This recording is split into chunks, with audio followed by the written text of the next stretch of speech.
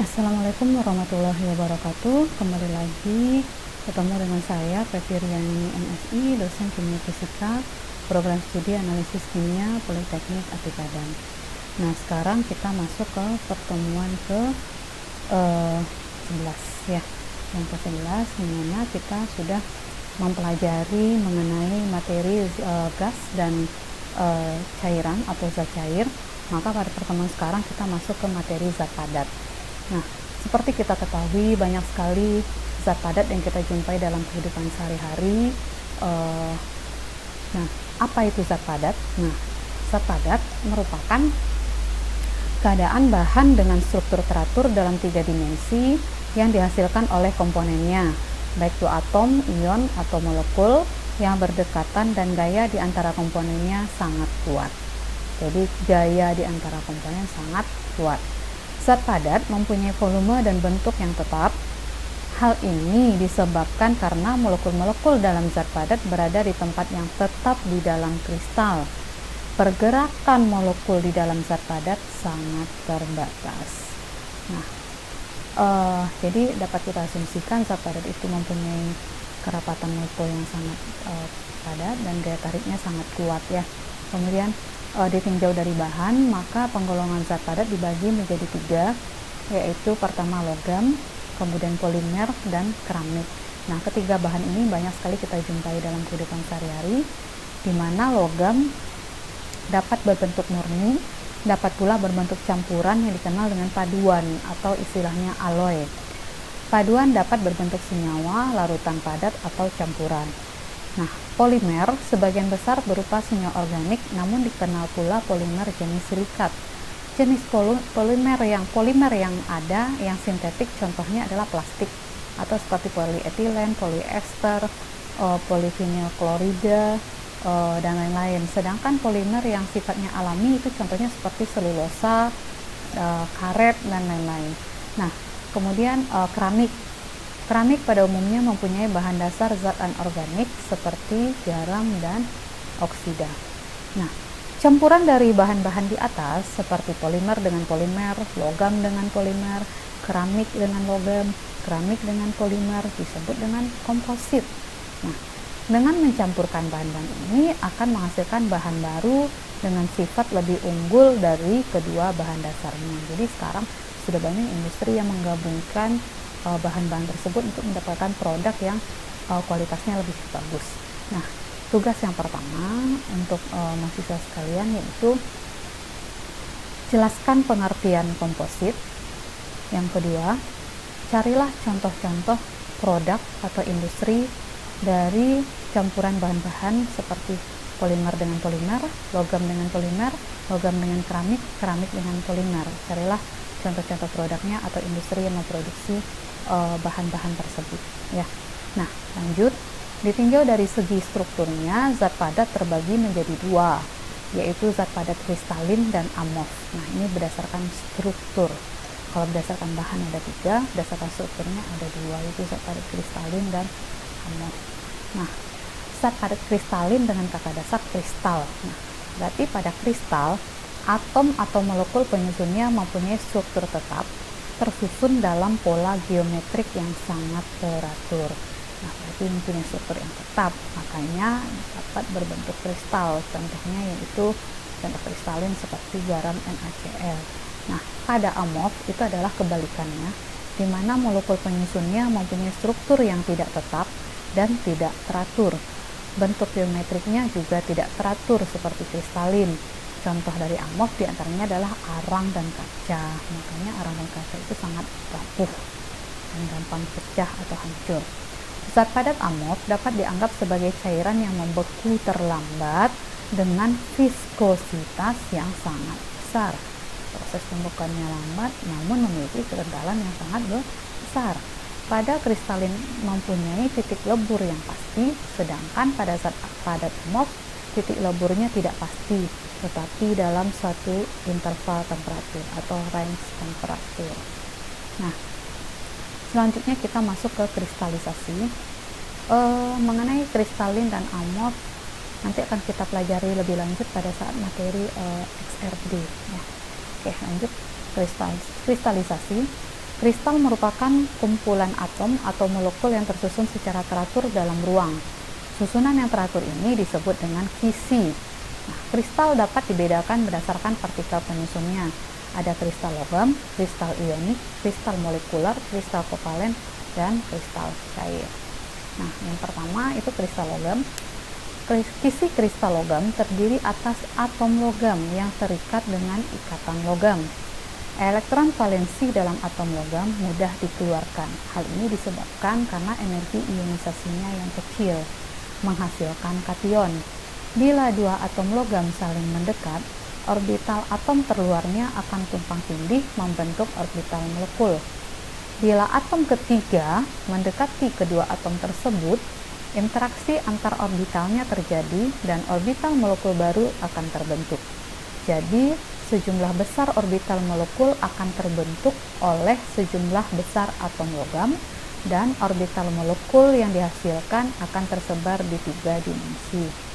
Nah, sifat-sifat logam yang bermanfaat seperti kedapat tempaannya, hantaran listrik, dan panas, serta kilap logam dapat dihubungkan dengan sifat ikatan logam. Misalnya, logam dapat mempertahankan strukturnya bahkan bila ada deformasi. Jadi logam itu tidak gampang untuk kita hancurkan. Hal ini karena adanya interaksi yang kuat di berbagai arah antar atom atau ion dan elektron bebas di sekitarnya. Dapat kita lihat pada gambar yang pertama, itu pada logam itu antara elektron, proton, semuanya atomnya ketika kita berikan hantaman, itu dia akan susah untuk dihancurkan karena dia berusaha untuk mempertahankan strukturnya. Nah, yang kedua itu kristal ionik. Kristal ionik semacam natrium klorida atau NaCl dibentuk oleh gaya tarik antara ion bermuatan positif dan negatif. Kristal ionik biasanya memiliki titik leleh tinggi dan hantaran listrik yang rendah. Namun dalam larutan atau dalam lelehannya, kristal ionik terdisosiasi menjadi ion-ion yang memiliki hantaran listrik. Jadi NaCl itu hantaran listriknya rendah, tapi ketika dia di dalam larutan dia akan memiliki daya hantar listrik. Ya, ini gambar kedua contoh struktur kristal natrium klorida. Oke, lanjut yang ketiga yaitu kristal molekuler, yaitu kristal dengan molekul terikat oleh gaya antar molekul semacam gaya van der Waals yang disebut dengan kristal molekul. Kristal dapat terbentuk tanpa bantuan ikatan, tetapi dengan interaksi lemah antar molekulnya. Bahkan gas mulia mengkristal pada temperatur yang sangat rendah. Argon, contohnya, mengkristal dengan gaya van der Waals dan titik lelehnya di minus 189,2 derajat Celcius, dan padatan argon berstruktur kubus terjejal. Nah, ini gambarnya struktur kristal. Nah, untuk molekul diatomik semacam iodin juga tidak dapat dianggap berbentuk bola. Walaupun tersusun teratur di kristal, arah molekulnya bergantian. Dapat dilihat pada gambar 3. Namun karena strukturnya yang sederhana, permukaan kristalnya teratur. Inilah alasannya mengapa kristal iodin mengkilap, karena susunan molekulnya sangat teratur. Oke. Yang keempat yaitu kristal kovalen, yaitu banyak kristal memiliki struktur mirip molekul raksasa atau mirip polimer. Dalam kristal seperti ini, semua atom penyusunnya secara berulang saling terikat dengan ikatan kovalen.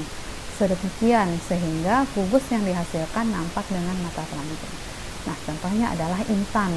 Intan adalah contoh khas jenis kristal seperti ini atau kristal kovalen.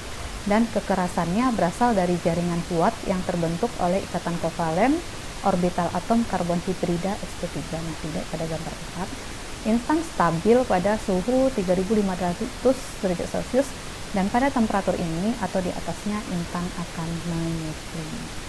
Nah, itu dia. Nah, yang kelima itu kristal cair.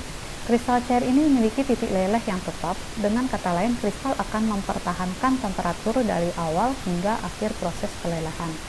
Sebaliknya, titik leleh zat amorf berada di nilai temperatur yang lebar, dan temperatur selama proses pelelehan akan bervariasi. Nah, terdapat beberapa padatan yang berubah menjadi fase cairan buram pada temperatur tetap tertentu yang disebut temperatur transisi sebelum zat tersebut akhirnya meleleh. Fasa cair ini memiliki sifat khas cairan seperti fluiditas dan tegangan permukaan. Namun dalam fasa cair, molekul-molekul pada derajat tertentu mempertahankan susunan yang teratur. Dan sifat optik cairan ini agak dekat dengan sifat optik kristal. Material seperti ini disebut dengan kristal cair. Nah, ini contoh dari kristal cair. Ya, ada beberapa. Bisa dilihat pada gambar 5. Ini. Oke. Nah, kita sudah membahas mengenai kristalisasi, ada 5, kemudian kita masuk ke kristalisasi dan peleburan. Bila zat cair didinginkan, gerakan translasi molekul-molekul menjadi lebih kecil, dan gaya tarik-menarik molekul akan semakin besar, sehingga setelah mengkristal, molekul mempunyai kedudukan tertentu di dalam kristal. Panas yang terbentuk pada kristalisasi disebut dengan panas pengkristalan, atau delta Hc, di mana delta Hc sama dengan entalpi zat padat dikurangi entalpi zat cair, yaitu delta Hc sama dengan H solid dikurangi H liquid. Nah, selama terjadi pengkristalan, temperatur tetap dan terjadi kesetimbangan, di mana zat cair setimbang dengan zat padat. Temperatur akan turun lagi setelah pengkristalan selesai. Peristiwa kebalikan dari pengkristalan disebut dengan peleburan. Panas yang diperlukan untuk melebur dengan panas peleburan atau entalpi fusi, di mana delta H sama dengan H liquid dikurangi H solid, itu kebalikan ya, atau kebalikan dari delta H pengkristalan, itu minus delta Hc. Nah, makanya perlu dicatat delta Hf sama dengan minus delta Hc. Nah, demikianlah materi kita hari ini. Untuk satu kali pertemuan, yaitu mengenai kristalisasi yaitu zat padat, dimana nanti kita akan lanjutkan ke pertemuan berikutnya mengenai zat padat. Demikianlah materi kita pada hari ini. Cukup sekian. Wabillahi taufiq wal hidayah. Wassalamualaikum warahmatullahi wabarakatuh.